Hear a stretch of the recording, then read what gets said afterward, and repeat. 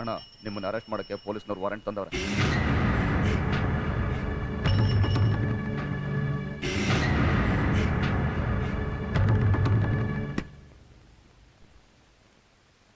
ಹೇಯ್, ಯಾವನ ಅವ್ನು ಗಂಡಸು ನನ್ನ ಅರೆಸ್ಟ್ ಮಾಡಕ್ ಬಂದಿರೋನು? ನೀವಾ?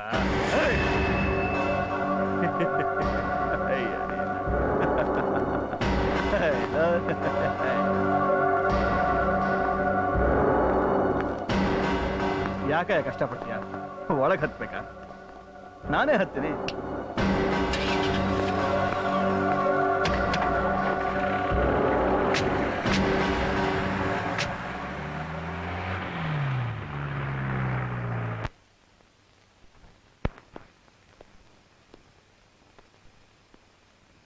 ಅಮ್ಮ, ಏನಾಯ್ತು? ಏನು ಯೋಚನೆ ಮಾಡ್ತಾ ಇದೀಯಾ? ಇಷ್ಟೊತ್ತಾದ್ರೂ ವಾಣಿ ಮನೆ ಬಂದಿಲ್ಲಪ್ಪ. ನನಗೆ ಯಾಕೋ ಭಯ ಆಗ್ತಾ ಇದೆ. ಇಷ್ಟೊತ್ತಾದ್ರೂ ಬರ್ಲಿಲ್ಲ ಅಂದ್ರೆ ಎಲ್ಲಿ ಹೋದ್ಲು?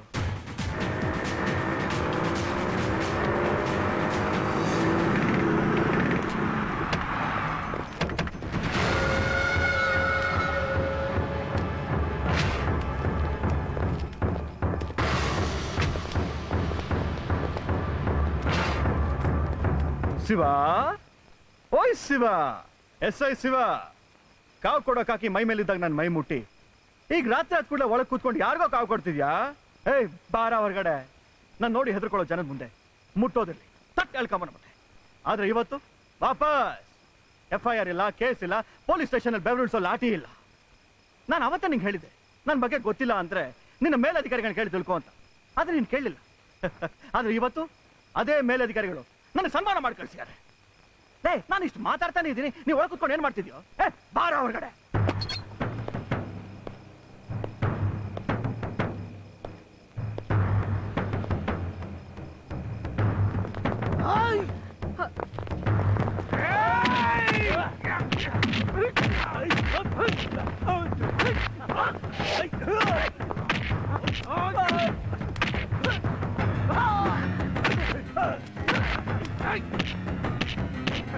ಇದೆ ಇದೆ, ಇನ್ನೂ ಇದೆ. ಅವತ್ತು ಮಣ್ಣನ್ ಕಂಪ ಕಟ್ಟಾಕ್ ಹೊಡೆದೆ ಅಂತ ನಾನು ಅರೆಸ್ಟ್ ಮಾಡಿ ನಿನ್ ಗೆದ್ದೆ ತಿಳ್ಕೊಂಡ್ಬಿಟ್ಯಾ? ಇವತ್ತು ನಿನ್ ಕಣ್ಣೆದ್ರಿಗೆ ನಿನ್ ತಂಗಿನ ಅದ್ಯಾವ ಗಂಡಸ್ ಬಂದು ಬಚಾವ್ ಮಾಡ್ತಾನೆ ನಾನು ನೋಡ್ತೀನಿ ಕಣ, ನಾನು ನೋಡ್ತೀನಿ ಕಣ. ಕುಲ್ಜಾ ಸಿಮ್ ಸಿಮ್, ಬಾರೆ ನಾನ್ ಬಾತ್ಕೊಡೆ. ಅರೆ अरे देखो मेरे को बात करे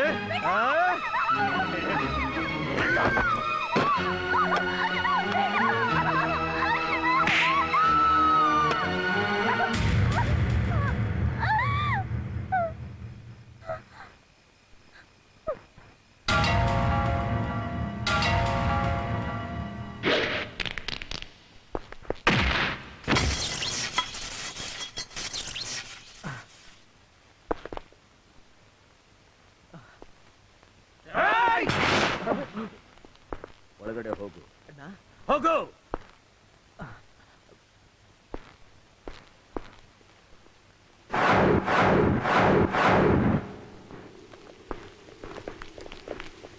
ಇನ್ನು ಪ್ರಳಯ ಶುರು ಆಯ್ತು, ಬಾ ಹೋಗೋಣ. ಸ್ವಲ್ಪ ತಡೀರ. ಬಹಳ ವರ್ಷದ ಮೇಲೆ ನಮ್ ಸಾಹಸ ನೀನ್ ಶುರು ಹಚ್ಕೋ. ಸಾಹಸ ಸಿಂಹ, ಸಾಹಸ ಸಿಂಹ, ಸಾಹಸ ಸಿಂಹ, ಸಾಹಸ ಸಿಂಹ, ಸಾಹಸ ಸಿಂಹ.